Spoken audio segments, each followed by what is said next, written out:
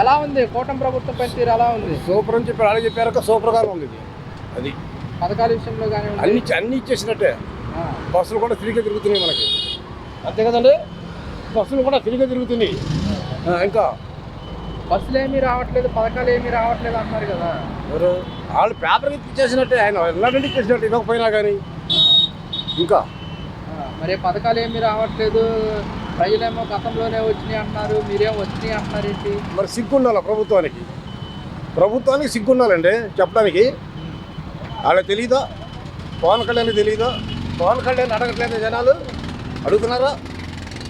వేయండి మా పథకాలని అడుగుతున్నారు. ఈయన్ని అడగట్లే, ఆయన అడుగుతున్నారు. రోడ్డు మీదకి వచ్చేది అయినా కాబట్టి ఆయన అడుగుతున్నారు. ఆయన సమాధానం చెప్పలేక ఆయన కూర్చున్నాడు. ఏముంది ఇక? మరి మొన్న సీఎం గారు కూడా మాట్లాడుతున్నారు, మన ఆర్థిక పరిస్థితి బీహార్ కంటే బాగా దిగజారిపోయింది, కొంచెం రాష్ట్ర ప్రజలు అర్థం చేసుకోవాలంటారు. అంతకుముందు దిగజారిపోయింది అన్నాడు, బాగుంది. ఇప్పుడు దిగజారకు ఏమైంది? అప్పుడు శ్రీలంక అవుతున్నాడు, ఇప్పుడు ఏమైంది? 6 లక్షల కోట్లు శ్రీలంక అయింది, ఇప్పుడు 3 లక్షల చిల్లర కోట్లుగా. ఇప్పుడు ఏమవుతుంది? 6 లక్షల కోట్లు శ్రీలంక అయిపోతుంది. నా ఊరు కూడా వాగాడు. ఇప్పుడు ఏమైంది? 3 లక్షల కోట్లు తెచ్చాడుగా. అప్పుడు ఇప్పుడు ఏమవుతుంది రాష్ట్రం? చెప్పండి, మనం చెప్దాం. వెళ్ళాడు, దావోస్ వెళ్ళాడు, ఏదన్నా ఒకటి తెచ్చాడా? ఇవాళ ఇప్పుడు ప్రెస్ మీట్ పెడతాను అంటాడు. ఏం పెడతాడు? గుడి చేతులతో వచ్చారని చెప్తాడా? ఏం చెప్తాడు? చెప్పడానికి కూడా సిగ్గు ఉండాలిగా. అంటే జగన్మోహన్ రెడ్డి ప్రజలకు అన్ని పథకాలు ఇచ్చేసి ఖజానా మొత్తం ఖాళీ చేశాడు, అందుకోసం అమలు చేయలేకపోతున్నాం. కొంచెం ఆ ఖజానా ఇప్పుడు ఏమైంది? ఆ ఖజానా ఇప్పుడు ఏముంది చెప్పండి? ఆ ఖజానా దెంగెట్టాడు, బాగుంది, ఒప్పుకున్నాం. ఆ ఖజానా ఇప్పుడు ఏమవుతుంది? ప్రజల సొమ్ము ప్రజలకు ఇచ్చాడు, ఆ ప్రజల సొమ్ము ఇప్పుడు ఏమవుతుంది? కేంద్రం మనకి నిధులు ఇచ్చిందిరే కానీ అమరావతికి, శాఖకి ఆ నిధుల పథకాలకి మళ్ళించలేము మనం. కొంచెం రాష్ట్ర ప్రజలు అర్థం చేసుకున్నాం. రాష్ట్ర ప్రజలు అర్థం చేసుకోవటం అమరావతి లేకపోతే చెట్టు కింద పరిపాలన అయితే మేము వద్దన్నావా? చెట్టు కింద పరిపాలన చేయొద్దని చెప్పి అన్నావా?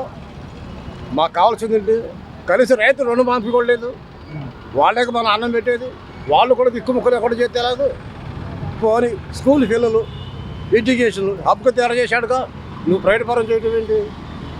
సిగ్గుకోలేదా ప్రభుత్వం చెప్పుకోవడానికి సిగ్గు ఉండాలి. ముందు వినేవాళ్ళ సగం దిగుడు ఉండాలి, అక్కర్లేదు.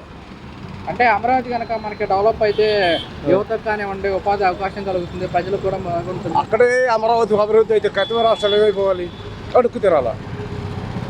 ఆలోచించండి ఒకసారి. ఇప్పుడు మీరు అభివృద్ధి అయ్యారు, మీరు అభివృద్ధి అయితే నేను బాగుపడినట్టేనా? మీరు బాగుపడితే మేము బాగుపడ్డట ఎలా అవుతుంది? ఇప్పుడు అందరూ బాగుండాలిగా, అందులో కదా మనం ఉండాలి. నువ్వు ఒక్కడే బాగుపడాలా, నీ వర్గమే బాగుపడాలా? ఇదేనా ప్రజారాజ్యం, ప్రజాపయ్యి? చెప్పండి. అంటే ఆర్థిక పరిస్థితి బాగా పుంజుకోగానే పిల్లలకి తల్లికి వందనం కానివ్వండి, అది పుంజుకునేది ఇప్పుడు ఇంకా 10 ఏళ్ళ కూడా పుంజుకోనివ్వడం, దోసుకోవడం జరుగుతుంది. ఇంకెక్కడ ఉంటుంది? అంటే సంపద సృష్టిస్తాను, ఎక్కడ వాళ్ళని తనుకులు చేస్తాను. చేతనం సారా కొట్టి చేశాడు, సారా కొట్లు పెంచి చేశాడు, కరెంటు బిల్లులు పెంచి చేశాడు. ఇంకెంతకని ఇంకేం కావాలి రాష్ట్రానికి? ఏమన్నా గురుగారు అంతేనా?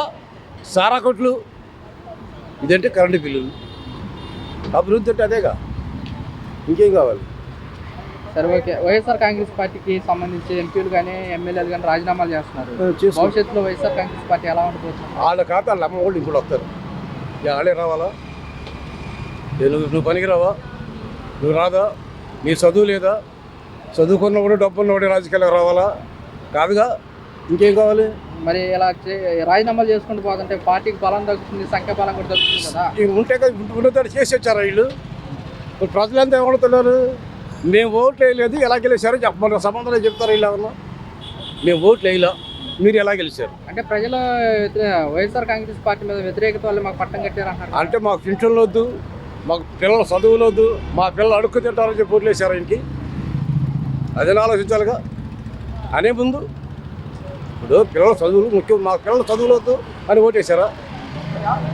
మాకు రుణమాఫీలు వద్దని చెప్పి ఓట్లు వేసారా? ప్రైవేట్ కాలేజీలకి ప్రైవేట్ పరమని చెప్పి కాలేజీ ఓటేశారా? ఇంటికి ఇంకేం చేశారు? ఓటేశారు. ఇది ప్రజలు వేసిన ఓటు కాదు, ఈవీఎంలు వేసిన ఓట్లు అయ్యి ఆ ఈవీఎంలో అన్ని ప్రాణం అనుకుంటున్నాడు. ఆయనతో తిరుగుతున్నాడు ఈయన. మేమెందుకు అలా చేస్తాము? వాళ్ళ పార్టీ అధికారంలో ఉంది కదా అంటారు. మోడీ గారు అధికారంలో ఉన్నారుగా, మోడీ గారేగా దీనికి దీన్ని మొత్తం మరి మోడీ గారు ఎందుకు చేయకపోయాడు? 21 సీట్లు అసలు సీటు దిక్కుముక్కలు బీజేపీ ఇక్కడ ఎలా వచ్చింది? ఎలా వచ్చింది చెప్పండి? వీళ్ళకి తెలీదా? మీ పత్రికల్లో తెలియదా ఇది? ఈ మోసాలు మీకు తెలుసు కానీ మీరు చెప్పరు. ఎందుకని చెప్పలేకపోతారు మీరు? మీరు పబ్లిక్ కాదా? మీరు పబ్లిక్ కాదా? మీకు బాధ్యత లేదా? మీకు ఉందిగా, మీరు భాగస్వాములేగా, మీరు ఎందుకు చెప్పలేకపోతారు? మేము అదే అడుగుతున్నాం ఇక్కడ. పైపు వేసుకో, చిన్న మాట వస్తాను మీరు మాట్లాడండి. మరి ఇప్పుడు జగన్మోహన్ రెడ్డి ఫిబ్రవరి నెల నుంచి ప్రజల్లోకి వస్తా అంటున్నాడు. పార్టీ ఎలా ఉండిపోతుంది అంటారు ఏంటి? ప్రతిపక్షంగా జగన్ వస్తాడని తర్వాత సంగతి. ప్రతిపక్షం వచ్చినా రాకపోయినా ఆయన ఎజెండా ఆయనకు ఉంది, ఆయన అభిమానం ఆయనకు ఉంది. ఆయన ఎన్ని చేసేవాళ్ళు ఏడ్చే వాళ్ళందరూ సిద్ధంగా ఉండారు తనడానికి. అది ఇది పెట్టుకోండి. మరి ఇప్పుడు మరి మొత్తం 11 సీట్లుగా పడిపోయింది పార్టీ. మరి ఇలా రావడం వల్ల పుంజుకునే అవకాశం ఉంటుందంటారా? చెప్పాను కదా, మీరు కాకపోతే నేను కాకపోతే ఇంకొకటి ఆడు కాకపోతే అడుక్కునేవాడు. ఎందుకు చేయకూడదు? అడుక్కునేవాడు చదువుకునేవాళ్ళు లేరా? వాళ్ళకి ఇస్తాడు. మీరే చేయాలా ఏంటి? చెప్పండి, మీరే చేయాలా? అడుక్కునేవాడు చేయకూడదా? ఇప్పుడు తెలంగాణలో వాళ్ళకి ఇచ్చాడుగా, పోలీస్ డిపార్ట్మెంట్గా. ఎవరికి? వాళ్ళు ఏమంటారు?